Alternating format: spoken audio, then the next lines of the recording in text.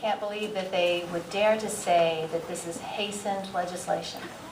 When I was working on this in 2002, that it passed the Kansas House after deliberation 3 times.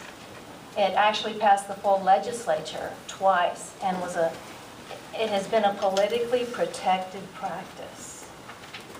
There is a reason for every one of these regulations and a necessity for them. And I think one of the biggest testimonies of that is that the abortion industry itself refused to even want regulation of Dr. Rajana, who was operating at 1030 Central in Kansas City. That's when I first got involved with this. When a whistleblower had come forward, presented these pictures of the abhorrent conditions inside this clinic. And the entire abortion industry protected that man and said that it was unnecessary to regulate. It took 2 years to close him down. Why should we wait 2 hours for a woman, after the procedure is done? Because Dr. Rajana put them out on the curb after 20 minutes when they were still woozy. There was only 1 bed that was there available for recovery.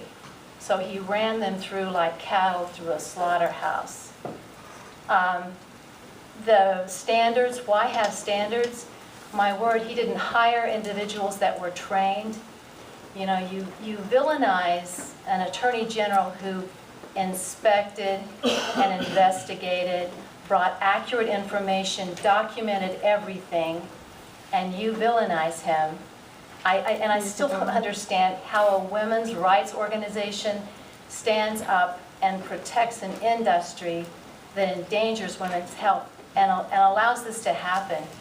Some of the things that occurred, we're talking about when the abortion is done, something about the public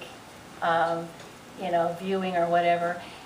I had women come to me and tell me that they were victimized sexually when they went into an abortion clinic, and the shame and everything. They're the least likely to ever report that as victims. I had a young girl follow me out of a hearing in the Senate one year and tell me that her sister died after having an abortion. She bled to death, and the family could never talk about it again because her mother was the one who took her for the procedure. Does it need to be regulated? Yes. Has it been regulated? Absolutely not.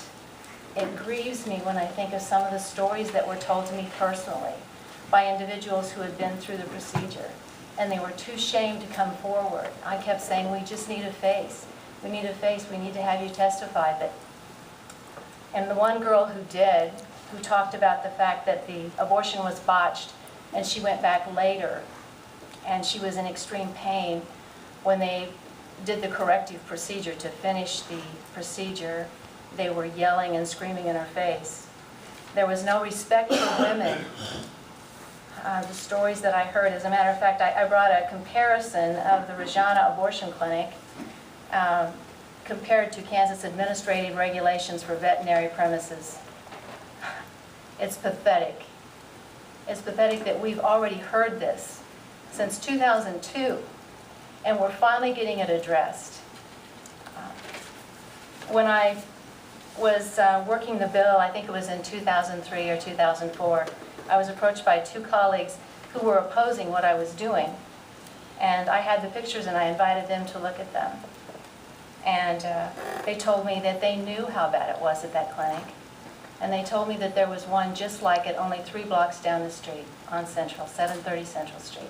I don't know, I've never been there, but of course we're talking about an industry that is way overdue to be regulated. And with that, I'll close. And I thank you for the opportunity.